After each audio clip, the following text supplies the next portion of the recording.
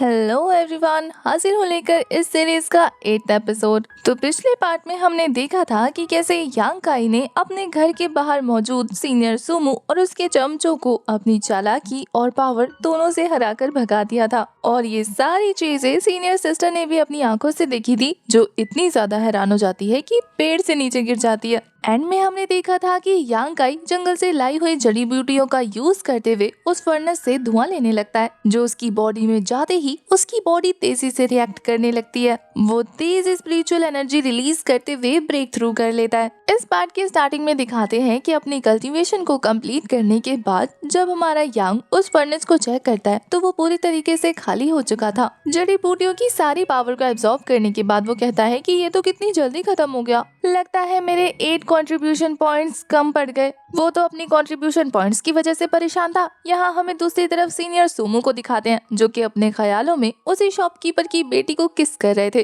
पर रियलिटी तो कुछ और थी। वो अपने उस चमचे को पकड़कर उसके होठों को चूमने की कोशिश कर रहा था। बेचारा अपनी इज्जत बचाने के लिए जद्दोजहद पे लगा हुआ था। वो चिल्लाकर सीनियर को जगाते हुए कहता है कि ब्रदर, क्या कर रहे हैं आप। सुमो के नींद से उठने के बाद जब वो अपने सामने अपने चमचे को देखता है तो दोनों को ही सोचकर उल्टी आने लगती है कि अगर यूतियान ने उसे चिल्लाकर नहीं जगाया होता तो दोनों की ऑलमोस्ट किस हो ही जाती। यहाँ सोमो चिल्लाकर उन सभी से कहता है कि तुम लोग आधी रात को मेरे रूम में क्या कर रहे हो। वो सभी तो बहुत ज्यादा इनोसेंटली जवाब देते हैं कि बॉस, आपने ही तो बुलाया था प्लानिंग प्लॉटिंग करने के लिए। थोड़ा सोचने के बाद जनाब को याद आता है कि अरे हाँ, उसने ही तो अपने सबसे बड़े दुश्मन के लिए प्लान बनाने के लिए नहीं यहाँ पे बुलाया था। वो उन सभी से कहता है कि अब जल्दी बताओ कि उस यांग का क्या करना है। उनमें से एक बच्चा आगे आते हुए कह रहा था कि बॉस, आप फिक्र मत कीजिए, 4 दिन बाद मैं उसे चैलेंज करके अच्छा मजा चखाऊंगा। उसकी हड्डी पसली तोड़ने के बाद मैं उसे आपके सामने झुकाऊंगा। ये आइडिया सुनने के बाद तो सोमो को इतना ज्यादा गुस्सा आ रहा था। वो उस लड़के से कहता है कि तुझे क्या लगा मैं उस बेवकूफ से लड़के के इंतजार में 4 दिन वेट करूंगा।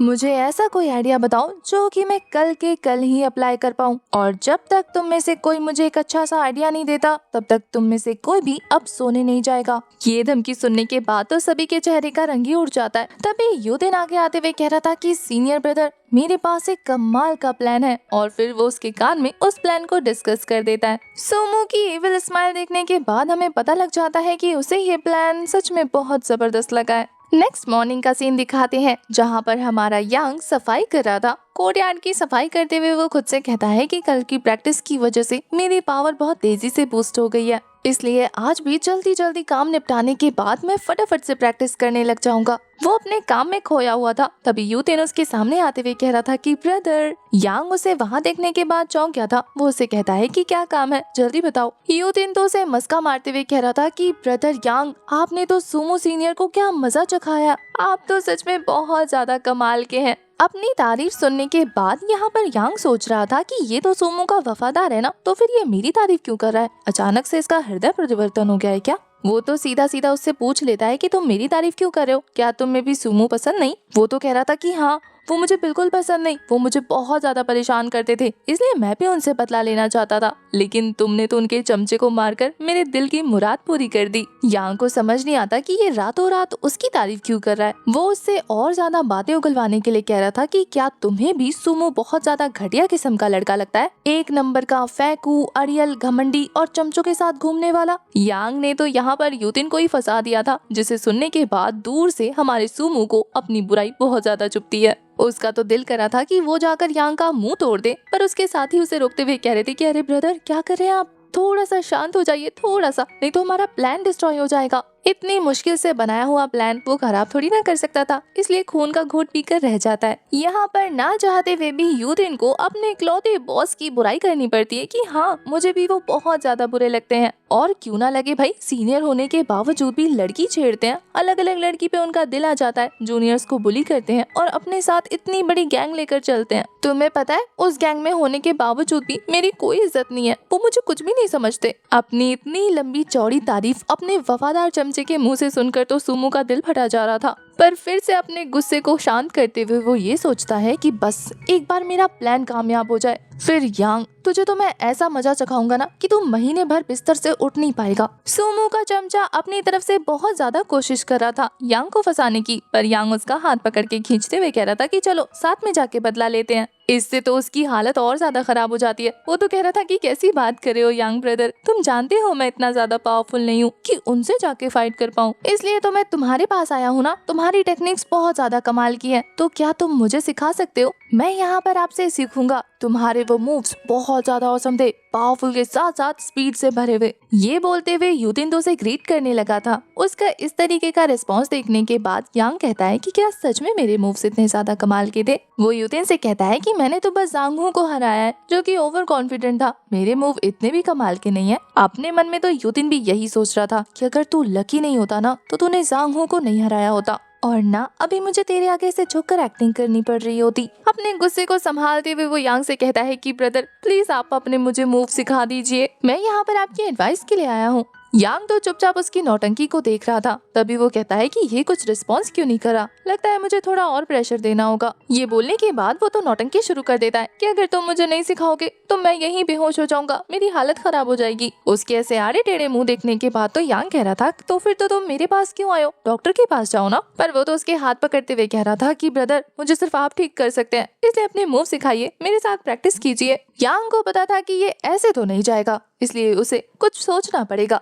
तो वो यूतिन से कहता है कि एक काम करो, तुम जांगहू के पास जाओ और उसे ऐसे ही मार देना। मेरे अटैक्स की वजह से वो घायल है, अगर तुम उसे पीटोगे तो तुम आराम से जीत जाओगे और तुम्हारा बदला भी पूरा हो जाएगा। पर यूतिन तो हाथ धो के उसके पीछे पड़ जाता है कि ब्रदर उससे पहले मैं कंफर्म करना चाहता हूँ ना, तो क्या मैं आपके साथ प्रैक्टिस कर सकता हूँ? यांग ना चाहते हुए भी उसके लिए रेडी हो जाता है, लेकिन वो कह रहा था कि मेरे कंट्रीब्यूशन पॉइंट्स बहुत ज्यादा कम है, अगर मैं जीता तो तुम्हें मुझे पॉइंट्स देने होंगे। पर यूतिन को लग रहा था कि वो यांग को हरा देगा, इसलिए कहता है कि चाहे तुम जीतो या हारो मैं तुम्हें कंट्रीब्यूशन पॉइंट्स जरूर दूंगा, आखिर तुम मेरी इतनी हेल्प जो कर रहे हो। और फिर अपने मन में सोच रहा था कि तुम्हें पीटने के लिए मैं थोड़े कंट्रीब्यूशन पॉइंट्स तो दे ही सकता हूँ। इससे पहले कि उन दोनों की फाइट स्टार्ट हो पाती, यांग उसे रोकते हुए कह रहा था कि 1 मिनट, तुम्हारी कल्टीवेशन लेवल तो मुझसे 3 लेवल ऊपर है ना, फिर तुम मेरे साथ कैसे फाइट कर सकते हो? ये तो सेक्ट रूल के खिलाफ हो जाएगा। यूतिन तो पकड़ा गया था। वो कहता है कि आखिर इसे कैसे पता कि मेरा लेवल इससे ज्यादा हाई है। फिर वो अपने छोटे से दिमाग के घोड़े को दौड़ाते हुए कह रहा था कि ब्रदर पिछले साल मैं बहुत ज्यादा बीमार हो गया था,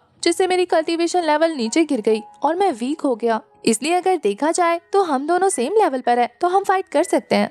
ये बोलकर यूतिन तो फिर से फाइट के लिए रेडी हो जाता है, लेकिन यांग का अब भी एक सवाल था। वो कहता है कि मुझे और भी कुछ पूछना है। बस अब ये देखकर तो सोमो का सब्र जवाब दे चुका था। उसका तो दिल कर रहा था कि वो यांग का गला दबा दे, ये फाइट क्यों नहीं कर रहा। उसके चमचे जैसे तैसे उसे कंट्रोल करते हैं, नहीं तो वो सच में उसे मार देता। यांग यूतिन से कह रहा था कि सीनियर ब्रदर क्या आप मुझे बता सकते हैं कि आप मुझे कितने ज्यादा कंट्रीब्यूशन पॉइंट्स देंगे, ताकि बाद में कोई हेरा फेरी ना हो। यूतिन तो कह रहा था कि जितने भी तुम चाहो मैं तुम्हें उतने दे दूंगा, मुझ पे भरोसा रखो। पर यांग का कहना था कि नहीं, पहले आप कंफर्म बताइए कि आप कितने देंगे। वो कहता है कि ठीक है, एक पंच का 10 गुना। पर वो तो कह रहा था कि मेरे पास इससे भी अच्छा प्लान है। और फिर वो उसके कान में कुछ खुसफुसाता है, जिस पर दोनों एग्री हो जाते हैं और फिर वो फटाफट वहाँ से निकल जाता है, क्योंकि जो यांग ने उससे मंगवाया था उसे वो लेने जाना था। वो तो कहता है कि यहाँ से जाना मत, बस मैं थोड़ी देर में आया, ओके। उसके जाने के बाद यांग यही सोच रहा था कि भला ऐसे भी लोग होते हैं इस दुनिया में जो मेरे हाथों से पिटने के बदले मुझे ही पैसे देना चाहते हैं। वो कहता है कि है तो काफी अजीब बात, लेकिन छोड़ो, खैर अपना फायदा हो रहा है तो कौन ज्यादा सोचे। ये सोच कर तो वो अपने काम में बिजी हो गया था। हमें दूसरी तरफ यूतिन को दिखाते हैं, जो बैग भर के एलेक्सर यांग के पास ले जा रहा था, क्योंकि यांग ने उससे कंट्रीब्यूशन पॉइंट्स के बदले एलेक्सर मांगे थे। वो तो रास्ते भर में वो पोटली ले जाते हुए कह रहा था कि बदतमीज लड़का, उसने मुझसे इतने सारे हब्स मंगाए, पूरे 20 कंट्रीब्यूशन पॉइंट्स गए इसके बदले।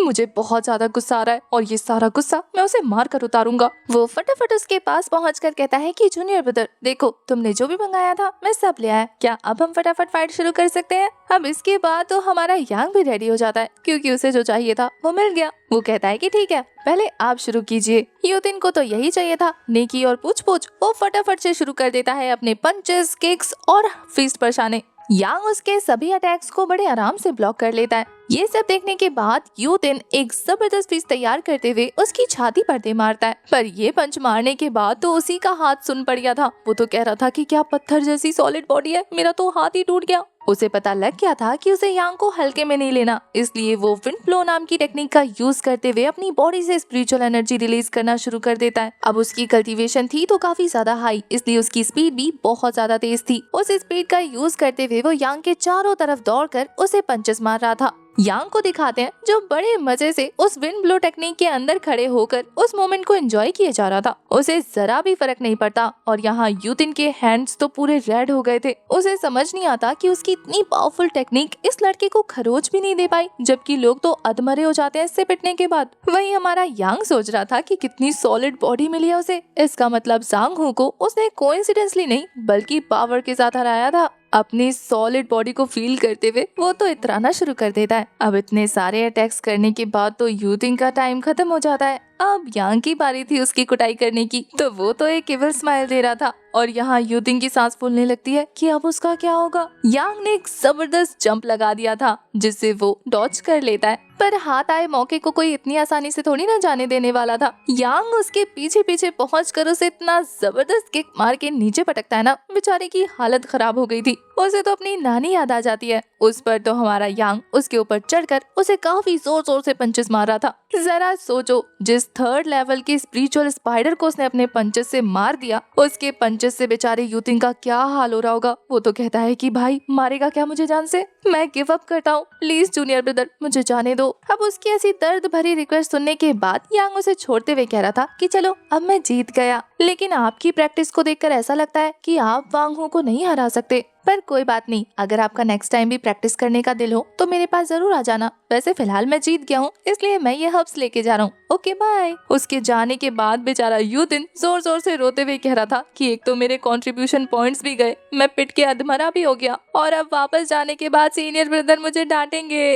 आखिर मेरे साथ ही इतना बुरा क्यों होना था, क्योंकि आपने इतना इविल प्लान जो बनाया था। दूर से सुमो जो ये सारी चीजें अपनी आंखों से विटनेस कर रहा था, वो सोचकर हैरान रह जाता है कि आखिर यांग ने यूथिंग को कैसे हराया। उसके चमचे बताते हैं कि सीनियर ब्रदर वो तो बॉडी टेम्परिंग रियाल्म की 7th लेवल पर है। ये सुनकर तो सुमो को बिल्कुल यकीन नहीं हो रहा था। वो तो कहता है कि मैंने 100 सालों की हिस्ट्री में भी ऐसा कभी नहीं सुना कि किसी बच्चे ने अपने से 3 लेवल हाई बंदे को पीट कर ढेर कर दिया हो। उनके हिसाब से तो हमारा यांग 3rd लेवल की बॉडी टेम्परिंग रियाल्म पर है, तो इसका मतलब ये है कि ये उससे 4th लेवल ऊपर है, तो फिर आखिर वो उसे कैसे हरा सकता है। वो ये सोच सोच के परेशान हो ही रहा था कि कोई पीछे से उसके कंधे पे टैप करता है। पीछे मुड़ के देखने पे पता लगा था कि ये तो यांग है, जो कि सुमो को थैंक यू बोलते हुए कह रहा था कि थैंक यू सीनियर ब्रदर, आपने ये सारा सेटअप मेरे लिए रखा जिसकी वजह से मुझे इतने सारे हर्ब्स मिल गए। वो कहता है कि अगर नेक्स्ट टाइम अगर आपको किसी को भेजना हो ना तो मुझे पहले से ही बता देना, मैं खुशी खुशी उनसे फाइट कर लूंगा, मुझे कोई दिक्कत नहीं है। ये सुनकर तो सुमो भी लाइक तुझे कैसे पता लगा कि वो मैंने भेजा था। वो बिना छुपाए बता देता है, कल जब आपके साथ वो आए थे तो मैंने उन्हें देख लिया था। मेरे पास वैसे तो कुछ अच्छा नहीं है, लेकिन हाँ मेरी मेमोरी बहुत अच्छी है। ये बोलते हुए वो सुमो को टीज कर रहा था। यांग की बातें सुनने के बाद तो वो दांत पीसते हुए कह रहा था कि इसका मतलब ये है कि तूने मुझे अपने प्लान में फंसाया। पर यांग बड़े ही इनोसेंटली आंसर देते हुए कह रहा था कि मैंने कहाँ प्लान बनाया, प्लान तो आपने बनाया था, मैं तो बस उसे फॉलो कर रहा था। इसके बाद तो वो उनसे कहता है कि आपका दिन अच्छा हो, मैं चलता हूँ। यांग के इस तरीके के एटीट्यूड और बिहेवियर की वजह से सुमो तो बुरी तरीके से किलस चुका था, लेकिन अब वो कुछ नहीं कर सकता, इसलिए बस किल्सन के मारे उसका नाम लेता रह जाता है। इसी मजेदार सीन के साथ हमारा ये वाला एपिसोड हो जाता है खत्म। आज की एक्सप्लेनेशन और एपिसोड आपको कैसा लगा कमेंट करके जरूर बताना, और हाँ डोंट वरी नेक्स्ट पार्ट भी जल्दी आ जाएगा।